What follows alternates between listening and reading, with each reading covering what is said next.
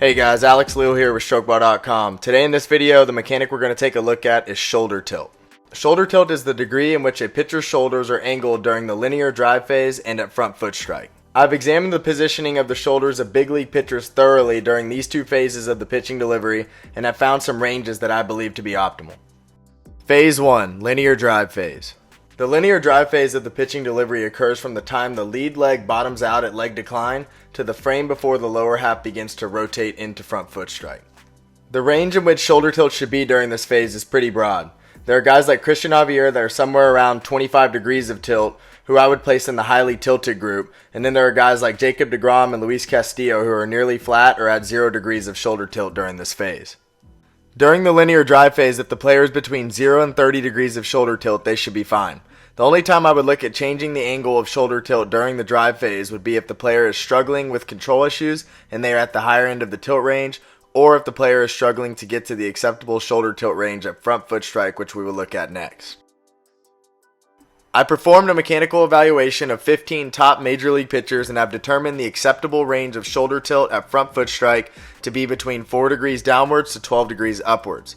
Obviously, as in any other mechanical assessment, there are always pros that perform extremely well that are outside of this range, but as a general rule, based on my research, this range is a good range to be within. The average shoulder tilt angle amongst this group was 3.2 degrees of upwards tilt, so being in the ballpark of 0 to 5 degrees of upwards tilt is what I think players should shoot for.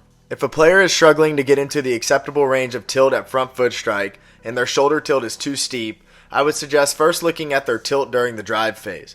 I found that a lot of times players that are too steep during the drive phase have a hard time getting into the acceptable range of shoulder tilt at front foot strike. Oftentimes, guys that have really steep shoulder tilt angles during the drive phase lift their glove and lead arm super high during their linear move towards home. A simple correction that can be made is beginning to play around with lowering the lead arm and glove slightly during the drive phase and seeing if the player's tilt at front foot strike is improving. Here I have Mike Fiers, who might have the most aggressive shoulder tilt and glove raise in all of the MLB, but as you can see, he is still able to achieve being in the acceptable range of tilt at front foot strike. The main reason we want to be in the acceptable range of shoulder tilt at front foot strike is because, first, we want the shoulders and arm to rotate on the same plane in as efficient of a manner as possible into ball release. If we are too tilted at front foot strike, our shoulders will have to perform an untilting action during our rotational move in order to level out. At the same time as the shoulders are attempting to level out, our arm will have to perform a lifting or rising motion in order to remain in plane with the shoulders. Any sort of movement that is not directly applying rotational force into the baseball into ball release is classified as an inefficiency. And number 2, a player is positioning their shoulders to throw uphill if the shoulders are tilted too aggressively upwards at front foot strike. As we all know, when pitching, we need to throw the ball downhill in order to be in the strike zone. Having too aggressive of a shoulder tilt at front foot strike will lead to an overcompensation during our rotational move to try and get our shoulders back on plane so that we can throw downhill.